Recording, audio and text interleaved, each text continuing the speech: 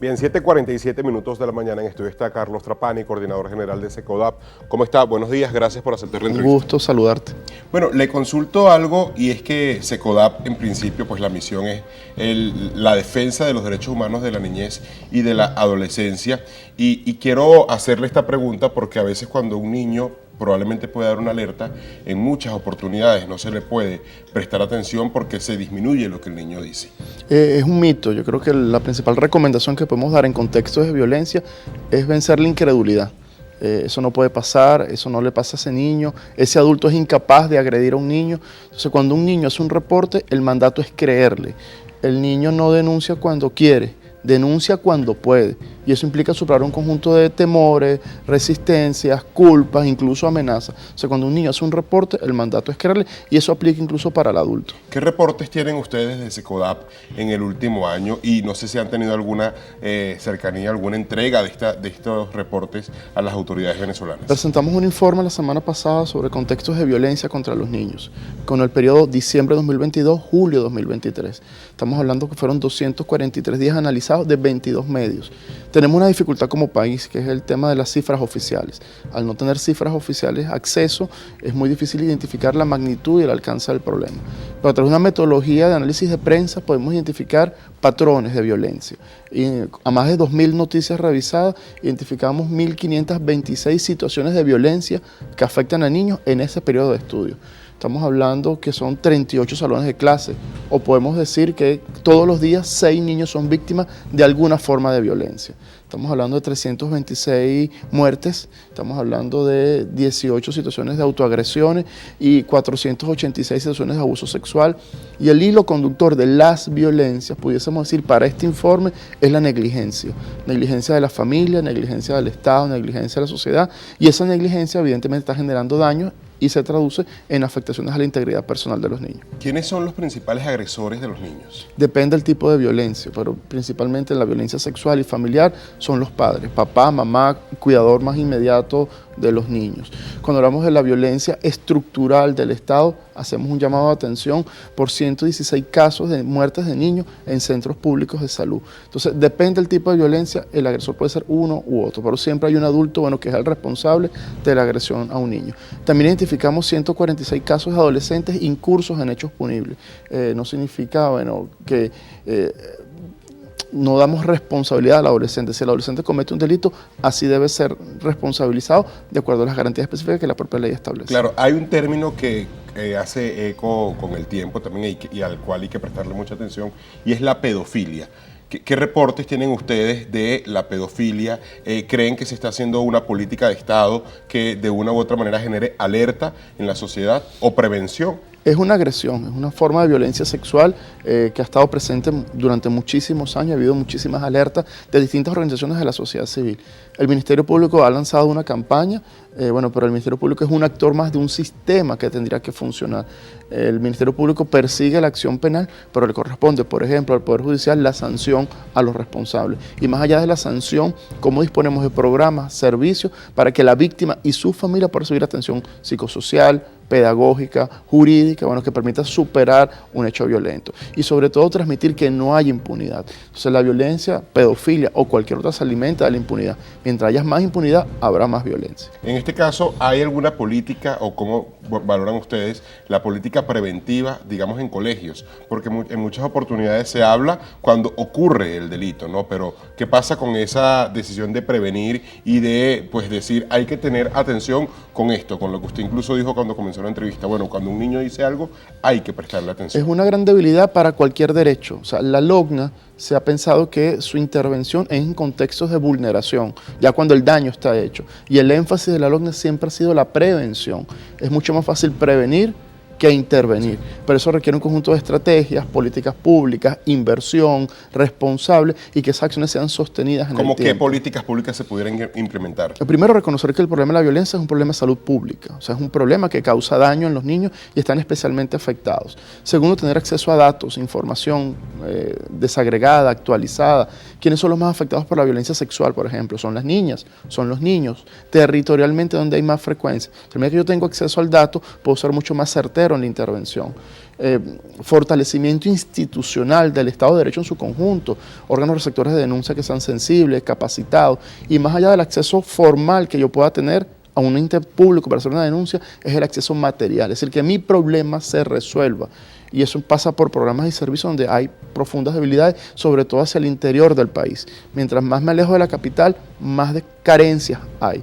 Y por otro lado, bueno, apostar a la prevención, y eso parte de las escuelas. Ayer iniciamos un año escolar y es una oportunidad para que las escuelas hablen de contextos de violencia y sobre todo de prevención y cómo hacemos al niño sujeto activo de su propia protección. Y eso parte por reconocer sus distintas etapas evolutivas de acuerdo a su edad. Pero también requiere un docente sensibilizado, capacitado, entrenado, motivado. Y que conozca del tema, ¿no? Y tenemos un reto para lograr esas condiciones, para poder hablar de prevención de violencia y que la escuela sea un espacio seguro para los niños, sobre todo un espacio afectivo y protector para ellos. Ya que habla de esto de la capacitación de docentes, SECODAT puede o hace en este caso algún tipo de intervención, por llamarlo de alguna manera, en colegios del país para, bueno, capacitar, para educar respecto a la violencia en los niños. Tenemos distintos programas de formación, incluso de atención psicosocial a docentes y a familias, solo que nuestra intervención es minúscula en función al universo y las necesidades que son tan grandes. El Ministerio de Educación tiene que asumir la rectoría y por lo tanto cuidar al docente, cuidar al que cuida es importante. Hay un conflicto gremial de los docentes que no ha tenido respuesta y se ha prolongado por lo largo de todos estos meses. Eso es importante, no solo es que la escuela tenga infraestructura, sino también que tenga personal, que tenga un docente motivado, capacitado, protegido, entusiasmado. La escuela, a pesar de todos los problemas que puede tener, sigue siendo un espacio de protección, pero no podemos depender la escuela de los buenos deseos, de las buenas intenciones que tenga un docente. Requiere inversión, requiere políticas públicas. Me llama la atención, bueno, que se anunció que van a colocar códigos QR para verificar la asistencia de los docentes, bueno, y eso es por el recurso, porque no se invierten a otras necesidades de la escuela. Entonces, es muy difícil. Una cosa es hablarlo desde una oficina y otra cosa muy difícil hablarlo desde un salón de clase. Una realidad además que está en la calle y que basta ir a un colegio para ver la realidad. Y que no es homogénea. No es igual las escuelas en Caracas o en algunas zonas de Caracas a la realidad del interior del país. Hemos identificado, bueno, niños que tienen no su jornada completa durante la semana, sino se les reduce para que el docente pueda desarrollar otras actividades. Entonces, eso está ocurriendo, entonces hay que tomar correctivos inmediatos ya que está comenzando el año escolar. Otra cosa también, y que es un derecho fundamental para los niños, incluso en colegios públicos, en sectores vulnerables, bueno, el tema de la alimentación, ¿no? ¿Ustedes tienen algún registro de cómo está la atención de los niños, al menos en el año escolar anterior?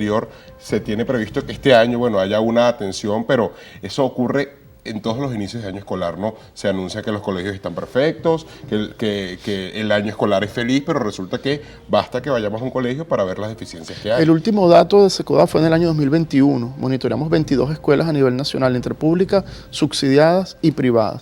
Y para las escuelas públicas, más del 50% de las escuelas presentaron fallas en el sistema de alimentación escolar. Bien porque el programa es inexistente o bien porque el programa es irregular. Si el niño en la escuela no tiene que comer, simplemente el niño no va.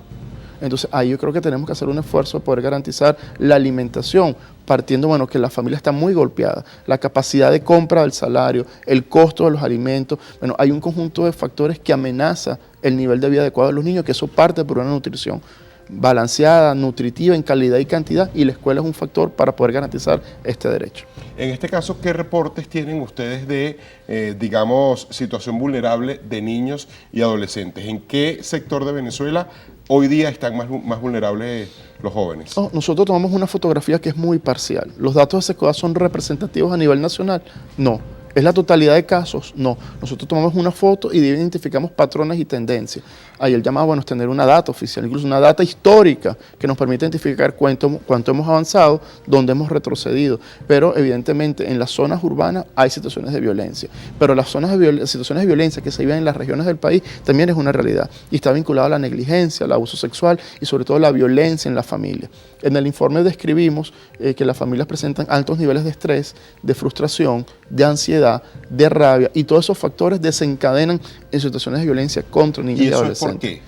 por la propia situación país. Un contexto de país complejo, falta de oportunidades, tenemos un deterioro en la calidad de vida, bueno, eso está afectando a los niños. Entonces pareciera que la calidad de vida solo afecta al mundo adulto, hay una afectación en los niños. Probablemente el niño no te lo verbaliza, pero tiene una afectación también diferenciada. Y el adulto, esa acumulación de estrés, de angustia, de ansiedad, los niños son depositarios de toda esa rabia O el niño acumulada. también lo puede expresar debido a, pues, a que se contrae, ¿no?